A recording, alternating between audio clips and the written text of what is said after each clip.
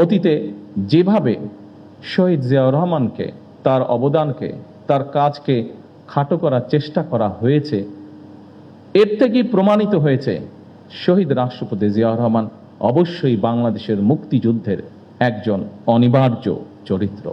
শহীদ রাষ্ট্রপতি জিয়াউর রহমান হঠাৎ করেই কিন্তু স্বাধীনতার ঘোষণাটি দেননি। শহীদ জিয়া প্রথম জীবনে অবশ্যই একজন রাজনৈতিক কর্মী ছিলেন না, তিনি একজন সামরিক সৈনিক ছিলেন। তবে তিনি বাংলাদেশের স্বাধীনতার যে স্বপ্ন, সেটি যে তার মনের মধ্যে সেই বোধ শক্তির পথ থেকে লালন করতেন, এটি কিন্তু তার একটি লেখায় ফুটে উঠেছে। স্বাধীনতার চিন্তা চেতনা যে তিনি ধারণ করতেন, একটি স্বাধীন বাংলাদেশের জন্য যে তার একটা দীর্ঘ মানসিক প্রস্তুতি ছিল, সেটি আমরা তার একটি লেখা থেকেই পরিষ্কারভাবে বুঝতে পারি। কথাগুলো আমার নয়, কথাগুলো কারো মন গড়াও নয়, এই কথাগুলো আমরা তার নিজের লেখনী থেকে আমরা জানতে পারছি। আমরা স্বাধীনতা এবং মুক্তিযুদ্ধ নিয়ে শহীদ জিয়ার নিজের লেখা একটি প্রবন্ধ আছে। প্রবন্ধটির নাম একটি জাতির জন্ম।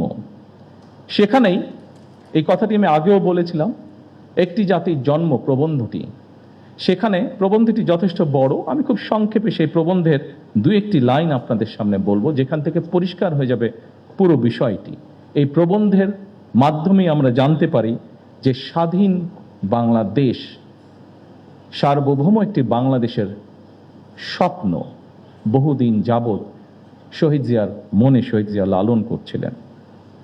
শহীদ প্রেসিডেন্ট জিয়াউর রহমানের লেখা নিবন্ধটি দৈনিক বাংলা পত্রিকার প্রথম 1972 সালের 26শে মার্চ প্রকাশিত হয়েছিল। এই প্রবন্ধটি ছিল বাংলাদেশের প্রথম স্বাধীনতা দিবস। 1971 সালে দেশ স্বাধীন হবার পরে প্রথম যে আমরা স্বাধীনতা দিবস পালন করি, সেই দিবস উপলক্ষে যে প্রথম ক্রোড়পত্রটি প্রকাশিত হয়েছিল, সেই ক্রোড়পত্রে এই লেখাটি ছাপা হয়েছিল বা প্রবন্ধটি ছাপা হয়েছিল। প্রবন্ধটি ছিল এইরকম, যেই লাইনটি আপনাদের সামনে আমি উল্লেখ করতে চাইছি।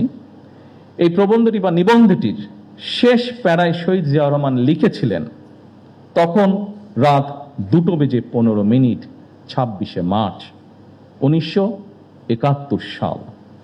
রক্তের আখরে বাঙালির হৃদয়ে লেখা একটি দিন। বাংলাদেশের জনগণ চিরদিন স্মরণ রাখবে এই দিনটিকে, স্মরণ রাখবে, ভালোবাসবে। এই দিনটি তারা কোনোদিন ভুলবে না, কোনো দিন না। এভাবেই উনি লিখেছিলেন।